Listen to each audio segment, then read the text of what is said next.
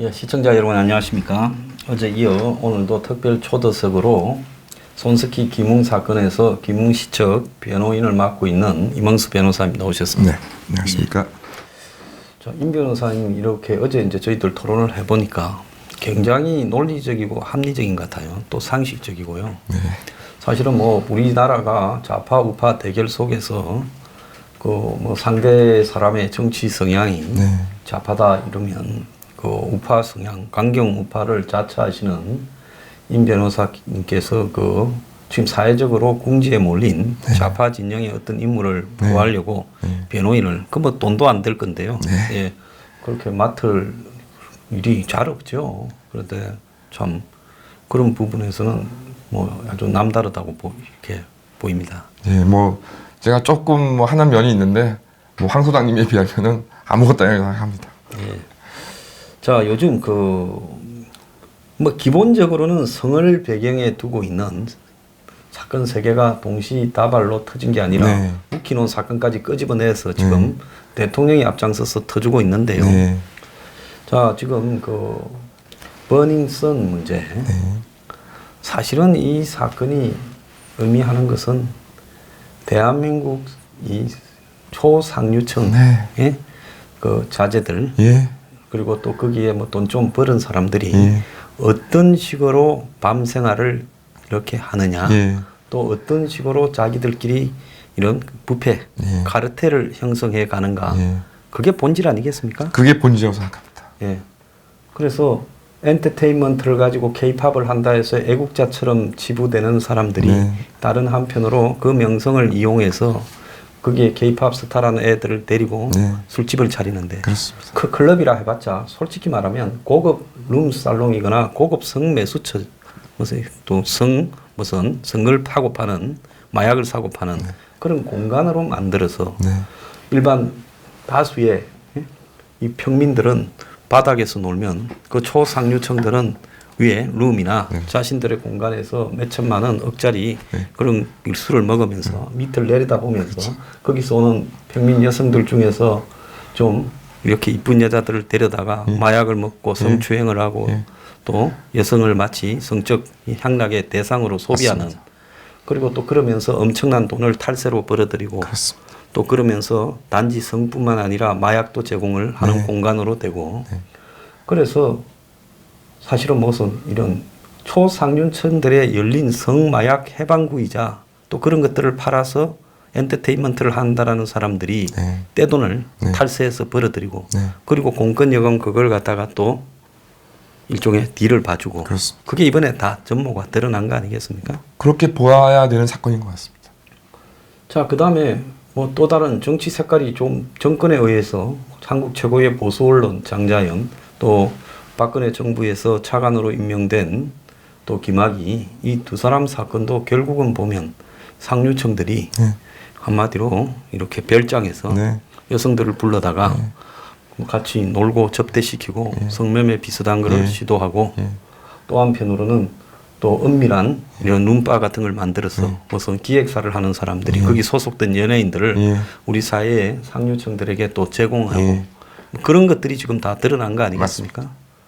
근데 이걸 어느 정권을 막론하고 이런 일들이 다 지속되고 있고 오늘 밤에도 어디든 진행되고 있는 부분이지 여기에 이제 정치색을 딱 넣어서 김학의 부분은 김학의가 사표를 내고 검찰에서 무혐의 받은 부분은 황교안과 각상도의 책임을 물을 수 있다. 또 장자연 부분은 거기에 조선일보 관련자들이 이 집안이 연루됐고 그렇기 때문에 지금 조선이 우리 폭로에 앞장서니까 조선의 입을 막았겠어. 이거는 아주 그냥 끝없이 끌고 가야 된다. 근데 이 사건에 또 대통령이 어제 이 사건을 수사하라고 오전에는 민정수석한테 보고받고 오후에는 특별히 법무장관, 행안부 장관, 검경을 총괄하는 장관 둘이를 불러다가 또 지시를 해요. 하루에 2번 대통령이 몇 시간 동안 이런 지시를 할 만큼 그러니까 어제 오후에는 또 급기야 검찰에서 그 검찰 내부 무슨 과거사위원회가 또 뭐 기간을 연장해서 자기들이 이거는 할 것도 없다 이제 안 한다고 스스로 포기한 걸 다시 또 연장을 시켜요. 그런데 이제 버닝썬은 빼고 김학의와 장자연 건은 하나는 동영상은 김학의 동영상은 2007년 8년, 예. 장자연은 2009년에 네. 이미 벌어진 사건이고 맞습니다. 당사자가 이렇게 자살로 자살로 이렇게 돌아가셨죠. 돌아가셨어요. 예. 그렇다면 이 두 사건에 있어서 법적인 성립이 지금 공소시효나 그 법에 적용할 수 있는 뭐 성매매법이라든지 무슨 이런 걸로 봐서 성립이 됩니까? 성추행이나. 그러니까 지금 이제 제일 뭐 문제가 되는 게 이제 성매매 특별법 위반이 이제 문제가 되는 건데 뭐 제가 이제 그 정확한 내용은 이제 말씀을 못 드리겠지만은 아마도 공소시효 문제는 지금 뭐 그거는 문제가 됐다라면 아마 벌써 어떤 뭐 수사가 됐었겠죠. 그거는 좀 문제 삼기 어려울 것 같고 좀 가능한 문제가 이제 성폭력에 관련된 문제인데 그러니까 이 문제는 이제 그 뭐 예를 들어서 김학의 전 차관 같은 경우에는 영상을 통해서 봤을 때 이제 어떤 여성을 강제적으로 했다는 게 명백하게 드러난다면야 그것 자체를 증거로 어떻게 해볼 수 있겠지만 만약 그 영상에 그런 부분이 없다 그러면 결국 이제 피해자의 진술이 있어야 어떤 과정을 통해서 이제 김학의 전 차관과 성관계를 했는지에 대한 진술이 확보되어야 이제 김학의 전 차관을 이제 뭐 성범죄로 어떻게 수사를 하고 기소를 할 수가 있을 것 같은데 모르겠습니다. 이제 앞으로 그런 피해자의 진술이 나올런지는 마찬가지로 장자연 씨가 사건 같은 경우는 더욱 좀 깝깝한 것이 결국은 이제 만약에 그 안에서 성범죄가 있었다면은 그 피해자가 이제 당사자가 되시는 분이 돌아가신 이제 장자연 씨이신데 말씀하신 것처럼 이미 돌아가셨기 때문에 예, 당사자가 없는데 주변 사람이 대신해서 전하는 말로 이 사건에 대해서 이렇게 그걸 가릴 수 있겠는가?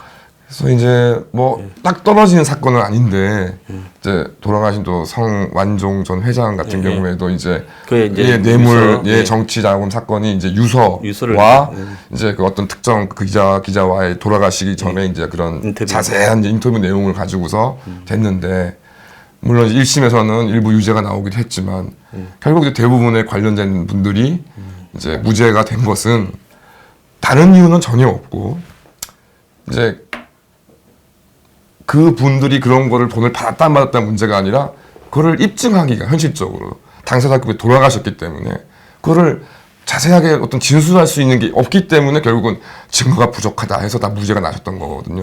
차라리 대통령이 이 사건을 가지고 무슨 복잡하게 이야기할 게 아니라 그냥 김학의가 검찰에서 무혐의 된 것을 밝히고 싶은 것이 내 정치적 욕심이라고 솔직하게 이야기를 하거나 아니면 조선일보가 내 지금 이 통치 행위에 심각한 방해되는 보도들을 계속하고 있으니까 조선일보를 겁주고 싶다라고 이야기를 하지. 어제 대통령이 한 말은 보면 우리 사회에 벌어지고 있는 진행되고 있는 예를 들어서 부패 커넥션이나 성폭행이나 성추행을 하자면 아니 당장 미투에서 나타난 문학의 권력부이나 이런 부분들도 지금 허지부지 처벌되고 있잖아요. 그렇습니다. 그런 부분에 먼저 이야기를 하고 현재 진행형인 것부터 이야기를 해야지. 그렇습니다. 이런 유사한 사건을 따지자면 지금 정치와 성 이런 부분에 관련되는 사건이 한두 개가 아닌데 굳이 대통령이 10년도 넘은 전의 사건을 특정하여서 여기에 관한 진실을 밝히면 뭐 거대한 진실이 드러날 것처럼 이렇게 하는 게 이게 옳은 것이냐. 그래서 이제 제가 저 정치 성향에 대해서 이제 말씀을 드렸고 했는데 사실은 이제 특히 저 개인적으로는 작년 이제 하반기부터 정말 좀 참지를 못하겠다는 생각이 들었던 것이 이제 목사님도 말씀하셨지만은 이제 이런 정말 이게 바람직하지 않고 없어져야 될 정말 악폐이긴 하지만 뭐 몇천 년 전에도 이제 이 젊은 여성들을 대상으로 한 이런 이제 끔찍한 일들이 벌어졌고 말씀하신 것처럼 오늘도 벌어질 거고 그럼 내일도 벌어지지 않겠습니까? 그렇죠. 또 그다음에 또 이 권력이라는 것이 내가 또 권력을 잡으면 내가 마음에 들지 않는 사람들을 제거하고 싶고 누르고 싶고 하는 거 그것까지는 제가 용납을 하겠는데 이제 문제는 이제 그런 어떤 수단이라는 것들이 예를 들어서 뭐 김대중 정부 같은 경우에는 언론사들을 세무조사를 해가지고서 아니 그러니까 뭐 경위를 떠나서 언론사든 누구든 세금을 탈루한 게 있으면 처벌받아야 되고 제재받아야 되고 마땅한 왜 나만 잡냐 하는 억울함이 있을지 모르지만 그거는 분명히 그거는 당연히 안 되는 부분이고 그러니까 그 외에 그런 수단들을 보여줬지 않습니까? 근데 지금 이 정부는 모르겠습니다. 제가 뭐 대단한 뭐 법률적 지식이 없어서 그런지 모르겠지만 저의 법률적 상식으로는 도무지 이해가 되지 않는 이야기들을 하면서 말씀하신 것처럼 뭐 무언가 이게 뭐 검찰이나 누가 뒤지면 뭐가 무슨 내용이 나올 것처럼 얘기해서 정말 이렇게 한다는 것이 그거에 정말 좀 굉장히 좀 붕괴를 하지 않을 수가 없고 그래서 이제 작년 하반기부터는 진짜 이게 뭐 좀 기회가 있으면 뭘 해야 되겠다라고 이제 생각이 들었더니 이제 뭐 이렇게 사건도 좀 관련된 사건도 들어오게 되고 그래서 이제 작년 12월 12일 날 이제 앵그리 블루에도 제가 참석했던 집회, 이유가 참석했던 다른 게 아니라 이거 너무 해도 너무 한다는 생각에 도저히 이 기존에 제가 가지고 있는 제가 뭐 많이 한 사람도 아니지만 그거로는 설명도 안 되고 이해도 안 되고 그런 부분 때문에 진짜 이 말씀하신 것처럼 이 부분도 도대체 납득이 되지는 않습니다. 그러니까 모든 이 법의 최고 이렇게 이 집행자이자 권력의 최고 정점에 있는 사람은 말과 행동을 좀 신중하게 해야 되는데 대통령 취임 다음 날 세월호 철저히 조사하고 뭘 더 조사해요? 넣을 게 뭐가 더 있다고. 그 다음에 뭐 적폐청산 조사를 하라고 조국을 시키고 그 다음에 작년 2월 달에는 이제 강원랜드 수사하라고 또 시키고 그 다음에 또 7월 달에는 인도까지 가서 기무사 계엄문건 수사를. 근데 문재인이 시킨 것 중에 적폐라는 건 항상 있는 거니까 맞습니다. 그냥 쌓아놓은 거 가지고 잡은 거고 하나도 시킨 것 중에 뭔가가 제대로 딱 떨어지게 놓은 게 없어요. 그러면 대통령은 왜 해야 될 보편적인 일을 지시하지 않고 콕 집어서 마치 무슨 과거에 무슨 국정원의 간부가 시키듯이 이런 식으로 공개적으로 발언을 해서 그 모습을 외부에 노출시키고 이러느냐. 그래서 제가 뭐 솔직히 나는 생각하는 거는 이렇게 보고 있습니다. 이 사람이 이제 북한하고 쇼할 것도 떨어졌고 당분간 이런 뭔가 일용할 양식이 없는데 플러스가 될 이제 지지율은 각 여론조사에서마다 최저를 기록하고 있고 여기에서는 공격이 최상의 방어라서 나를 공격하는 대표적인 언론 또 지금 황교안이가 당 대표가 되고 곽상도가 내 딸 문제를 거론하고 있으니까 당시에 민정수석은 이 김학의가 그만둘 때 곽상도 당시에 법무장관은 황교안이니 차관을 그만두게 할 때는 검찰 수사를 내가 무마하라고 이제 이렇게 할 거니까 너 그냥 사표 내라 이런 이야기를 곽상도와 황교안이 주고받았을 거다. 지금 이거 아니겠어요? 그렇습니다. 그리고 이제 장자연은 조선일보의 뭐 기자부터 해서 또 일가들이 거론되니까 이걸 계속 끌고 가면 조선일보가 들고 있는 폭탄들을 저 많이 알고 있고 많이 갖고 있을 거라고 봐요. 그렇습니다. 못 터뜨릴 거다. 그러니까 과거에 보면 박근혜 정권이 최순실과 관련되는 고영태 조선일보 그 폭탄을 조선일보가 직접 안 터뜨리고 나중에 쓰리 쿠션으로 한겨레 줘서 터뜨려서 이게 터지기 시작했지 않습니까? 결국은 조선일보가 나중에 우리를 무너뜨리는 역할을 하게 될 건데 조선일보만 안 나면 황장수가 떠들어봤자 저거는 별것도 아니다. 뭐 우리들 병원 같은 이런 이야기다.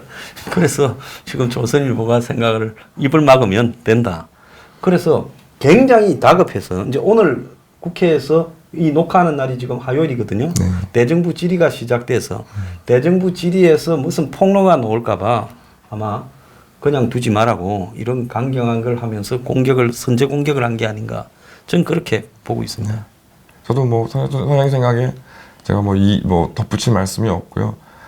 하여튼 이제 다 좋은데 저는 이제 제일 걱정되는 게 이제 이재수 전 기무사령관들처럼 그러니까 다 좋으니까 좀 제발 그렇게 좀 억울하게 목숨을 잃고 정말 피해를 보시는 분들이 안 생기시기를 그것만 바랄 뿐입니다. 자, 그런데 진짜로 이자들이 대통령이 어제 호령을 해야 될 거는 청와대 민정수석실에서 윤규건 총경이라는 사람이 무슨 이 외국에서 열리는 K-팝 행사 티켓도 없으면 물 받고 골프도 치고 밥도 먹고 그리고 또 정보도 또 흘려줬다는 거 아닙니까? 네, 그렇습니다. 자, 청와대 민정수석실이 부패하고 타락한 거는 김태우 수사관의 이야기 때 이미 나왔잖아요. 그렇습니다. 민간인 사찰의 블랙리스트에 탈법을 예사로 저지르고 있는데 그런데 이번에 윤규견을 통해 가지고 얼마나 이 청와대에 있으면서 그렇게 바쁜 척하면서 나와서 어울려서 골프 치고 할 것 다 하면서 막아줄 거 다 막아주고 그 짓을 했다는 게 지금 드러난 거 아니겠습니까? 그렇습니다. 자, 어제 경찰이 윤규근을 직위 해제했지 않습니까? 그렇습니다. 결국은 경찰도 이건 지금 드러난 내용을 봤을 때 이 빼기가 어렵다는 거 아니겠습니까? 그런데 윤규견이 묘하게도 제가 주로 집중적으로 제기해온 우리들 병원에 네.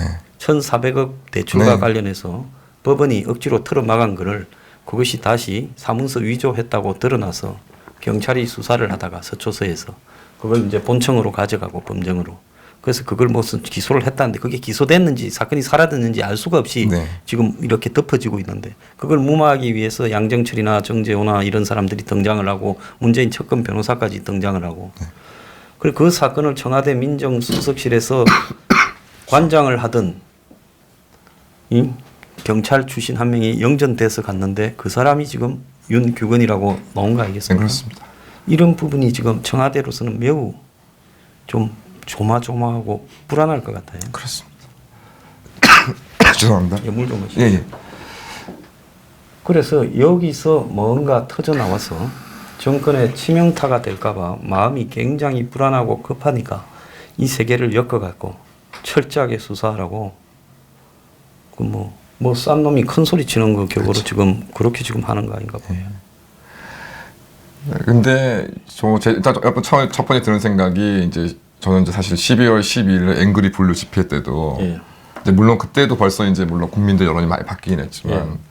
사실 뭐 작년도 예를 들어서 5월이나 6월에 만약 무슨 이제 뭐 문재인 퇴진하라 집회하라 그랬으면 아마 진짜 뭐 욕이나 뭐 바가지로 먹고 진짜 막 뭐 한 50명 오고 해갖고 예. 했죠. 예.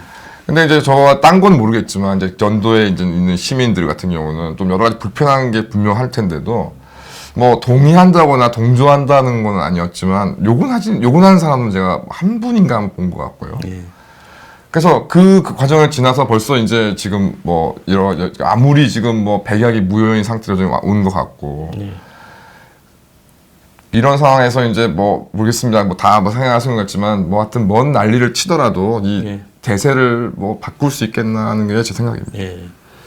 자, 그런데 지금 문 정권에 겨냥한 수없는 지금 폭로들이 터져 나오고 있어요. 이제 김태호부터 시작을 해서 무슨 신재민이부터 또 청와대 장성 인사서류 그린 행정관부터 시작을 해서 김경수 드루킹 사건의 몸통이 이제 문재인 부부로 가는 부분 또 더 나아가서 손혜원이 부분 문재인 딸 이런 의혹이 12월 말부터 1월 달까지 정신없이 나왔는데요. 구정을 이렇게 넘기고 또 이제 한국당의 지도부가 교체되고 이러면서 이런 부분들이 그냥 이렇게 사라져가고 네. 그러면서 정확하게 특정해서 이런 의혹들 사실은 이런 한 건 정도만 하더라도 손혜원 건만 그렇습니다. 하더라도 이 자체에 최순실의 업그레이드 몇 배 업그레이드 버전이라고 볼 수 있는 사안들이 다 담겨 있는데 네. 나경원 원내대표를 다 잘했다고 박수 치지만은 손혜원은 손혜원이라고 부르지 못하고 한 초선 의원이라고 말을 한 걸 보고 문재인 딸을 문재인 딸이라고 부르지 못하고 딸 부부라고 이야기하는 걸 보고 제가 좀 슬펐습니다. 예. 이거 솔직히 말하면 현 여권은 박근혜 정권이나 이명박 정권의 작은 구멍이라도 아니면 거짓말이라도 만들어내서 광우병 네. 정권을 흔들거나 그때는 이명박 정권 때 흔들어 보다가 만약에 사안이 이명박의 비리였으면 날아갔을 거예요. 그때. 그렇죠. 그런데 광우병이라는 말이 안 된 거기 때문에 그렇죠. 나 자동으로 지쳐버렸죠. 그렇죠. 근데 박근혜 정권은 그 최순실과 관련되는 정권을 운영하는 부분에서의 어떤 석연찮은 네. 의혹들이 가지고 정권이 날려가 버리지 않았습니까? 그렇습니다. 근데 지금 문재인 주변에서 나타나는 가전 의혹들은 이건 뭐 정권이 날아가도 똑같은 화력이라면 한 10번쯤은 날아갈 것 같은데 지금 꿈쩍도 하지 않고 공갈을 치고 있거든요. 네. 지금 어디에서의 문제라고 보십니까, 변호사님은? 그래서 뭐 제가 뭐 그런 것까지 생각을 안 해봤는데, 그러니까 하여튼 무언가 이제 넌 누적돼 있다고 생각합니다. 그러니까 뭐 국민들께서 크게 관심이 없거나 말씀을 안 하시는 것 같지만 예. 이제 축차적으로 이렇게 계속 굉장히 이렇게. 누적되어 있어서 근데 뭐 저도 그렇고 사실 이제 그런 마음들이 강하지 않습니까? 대통령께서 좀 잘해 주셔서 예. 정말 나라와 나를 좀 이렇게 잘 해주기를 예. 바라는 마음이 정말 간절한데 예.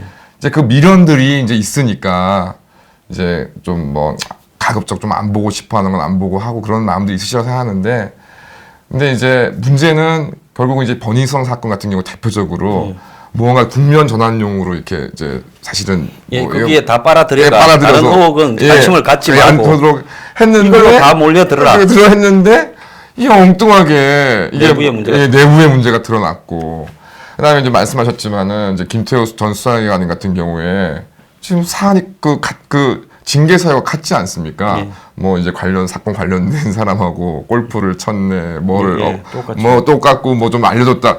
지금 이제 그 문제가 된 총경분도 똑같은 사유인데 예.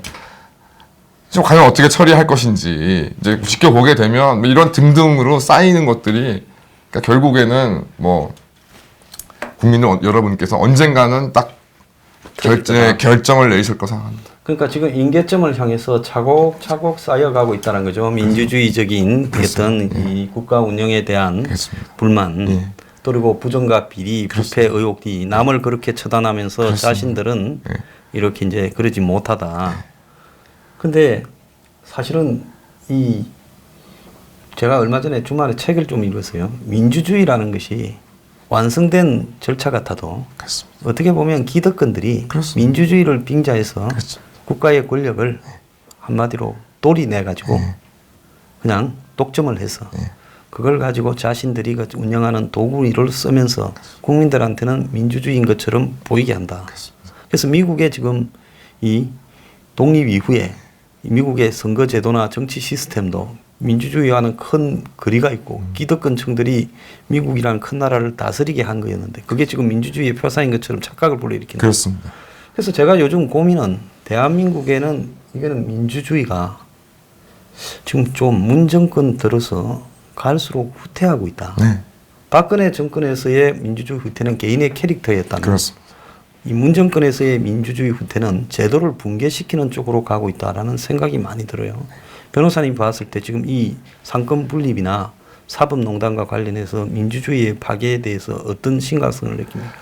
뭐 단적으로 이제 뭐 판사라 그래서 어떤 면책을 당하거나 안 되는 것인데 자 그러면 이제 뭐 판사에 대해서 뭐 판사의 어떤 잘못을 처벌을 해야 되고 했을 경우에 지금 뭐 그것을 법원한테 맡겨서는 안 되겠다라는 것이 있다면 이건 이제 헌법이나 이런 것들을 시스템을 고쳐서 그러면은 이제 뭐 다시 한번 개헌을 한다든지 해서 법관들을 이제 어떤 처벌을 할 때는 이런 시스템을 하자는 이제 그런 합의와 시스템을 만들고 이제 헌법을 개정하고 이렇게 되는 건데 대뜸 모 국회의원이 특별재판부를 만들자 그렇게 구성을 해서 이제 난리를 이제 피웠었지 않습니까? 제 입장에서는 어이가 없는 거죠. 저희가 아까도 말씀드렸지만 어쨌든 사법권은 사법부에게, 입법권은 입법부에게 이런 식으로 딱 규정돼 있고 서로 이것을 견제를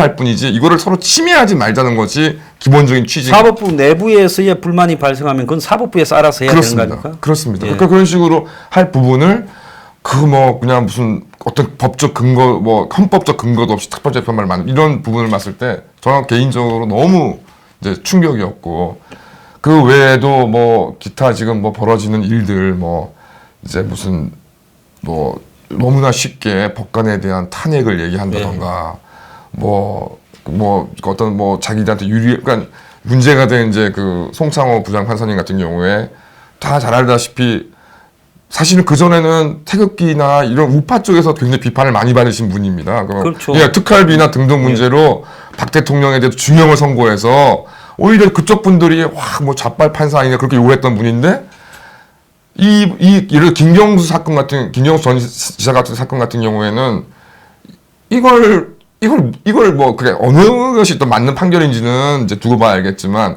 이걸 유죄 판결을 했다 그래서 그 법관이 대단히 잘못한 것이라고 볼 수 없는 건 확실한 건데 탄핵 얘기가 막 나오고 그래서 말씀하신 것처럼 민주주의가 이게 정말 뭐 그래도 해방 이후에 정말 여러 가지 희생과 대가를 조금씩 지금 발전을 해온다고 생각했는데 정말 이제 이 마당이 되니까 지금 도대체 이 민주주의가 이게 인민민주주의가 뭐가 다른 건지 뭐 맨날 이제 소장님 말씀하신 것처럼 이제 뭐 구글이나 이런 걸 통제해가지고 진짜 의사 표현의 자유까지도 이제 완전히 제한하려고 하는 게 내가 지금 중국에 살고 있는 건지 북한에 살고 있는 건지 알 수가 없는 상황에 지금 있었으니 그러니까 이 상황은 정말 심각하다고 생각합니다. 저는 유튜브를 통해서 제가 매일 방송을 하는 것도 이 방송이 정상대로 진행이 되고 있을까? 요즘 뭐 잘 안 되고 있는 것 같아요. 그래서 이제 이런 부분에조차도 이 표현의 기본적인 자유, 내가 말해서 잘못한 부분이 있다면 그거야 명예훼손으로 내가 책임지면 되는 거고 예. 그런 부분에 대한 자유에 대해서 심각하게 두려움을 지금 느끼고 있거든요. 이게 언제까지 이 방송이 이렇게 굴러갈까 하는 두려움을 느끼고 있다. 그래서 언론의 자유에 대한 침해. 지금 뭐 그제 볼룸버그 기자를 그냥 실명을 떼서 공격하는 거 보십시오. 그다음에 사법부의 침해. 그다음에 검경을 지금 이 똥개 두 마리를 때리고 먹이를 요로 떼줄까 절로 떼줄까를 지금 대통령이나 민정수석이 장난을 치고 있는 모습을 보여요. 또 그걸 흥정을 한다고 선거법을 고쳐가지고 너네들 우리 쪽에 줄 서면 한 덩어리 떼줄 거니까 너거는 이렇게 검찰 경찰 먹이 조정하는 거를 동의해 주라. 지금 이 짓을 하고 있지 않습니까? 자, 그러면 이렇게 민주주의가 파괴되는 부분을 보면서요. 박근혜 전 대통령에 대해서 이게 나라냐라고 흥분했던 사람들, 뭐 정유라가 말 탄 거라든지 무슨 재단 만드는 거에 불쾌했다면 이미 문 정권에서 박근혜 전 대통령에 대해서 흥분했던 거에 제가 볼 때 한 10배쯤은 나온 것 같은데 똑같은 기준을 적용시키자면 이게 나라냐고 문재인에게 그 말을 되돌려야 될 거 아닙니까? 그렇습니다. 그리고 민주주의를 제도적으로 파괴하잖아요. 박 정권은 그렇습니다. 제도적으로 파괴한 건 없었어요. 그렇습니다. 자, 그러면 지금 대한민국에 벌어지고 있는 민주주의 시스템의 파괴, 법치의 파괴, 그리고 아주 법과 규정과 행정권의 임의적인 적용 이런 부분들에 대해서 또 홍위병들이 난무하는 세상 이런 데 대해서 변호사님은 어떻게 해야 이걸 바로 잡을 수 있다고 보십니까? 그래서 뭐 말씀드린 것처럼 제가 뭐 특별히 그 생각한 건 없지만 그래서 황 소장님 말씀에 제가 동감을 하는 게 이거를 이제까지는 정파의 문제로 봤습니다. 그러니까 보수 정파냐, 뭐 좌파 정파냐, 진보 정파냐. 근데 이제 그 뭐 맨날 말씀하시는 거지만 그럼 이 상태에서 만약에 집권 정당 세력이 변경된다고 해서 이게 바뀔 거냐? 아, 그러지 않죠. 예. 그러면 이제 왜 뭐가 문제냐면은 근본적인 이 이제 자유주의나 민주주의에 대한 이런 것들에 대한 이해가 없는 상황에서는 뭐 누구 이제 뭐 그래서 단적으로 드러난 현상이 빠 현상 아니겠습니까? 누구를 뭐 밀어주자.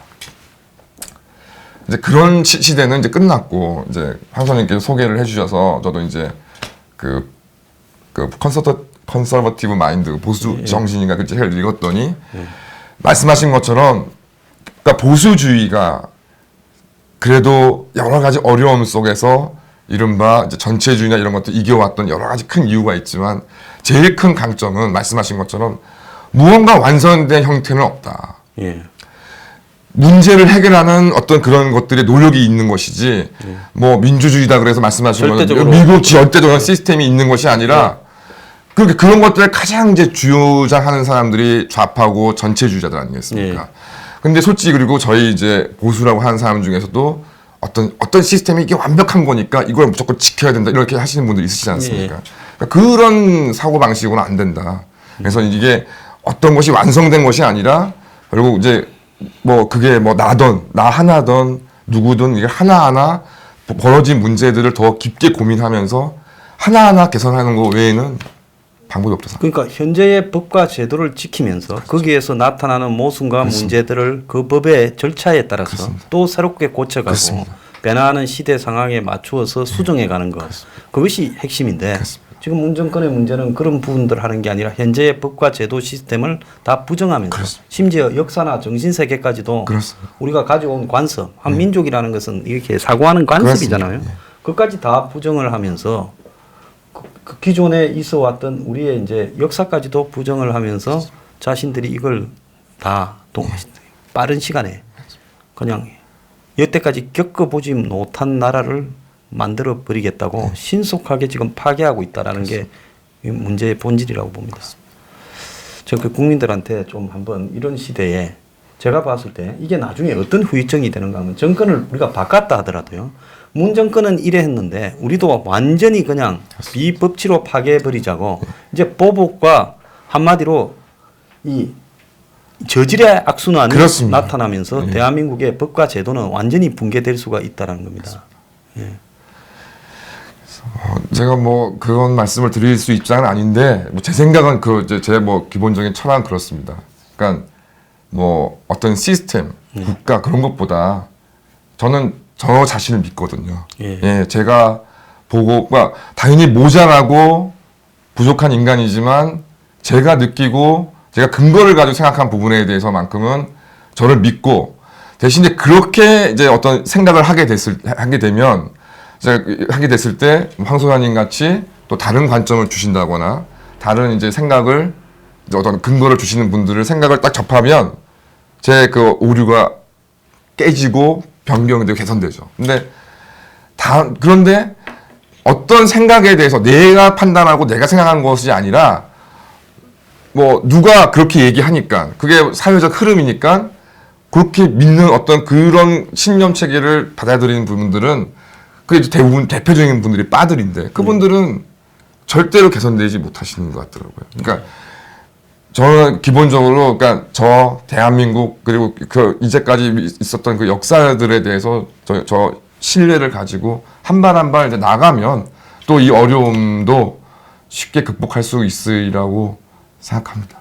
예, 하늘 아래 새로운 제도는 없고요. 우리가 살아가는 이 부분에서 해답을 갖다가 얻어갈 수 있을 거라고 생각이 듭니다. 오늘 임흥수 변호사님 나오셨어요. 이 뉴스 브리핑의 토론을 또 한 차례를 이렇게 높여준 것 같아요. 한 차원을요. 감사합니다. 네. 자, 주말 편하게 보내시고요. 앞으로 임 변호사님 시간이 되시면 자주 모시겠습니다. 감사합니다.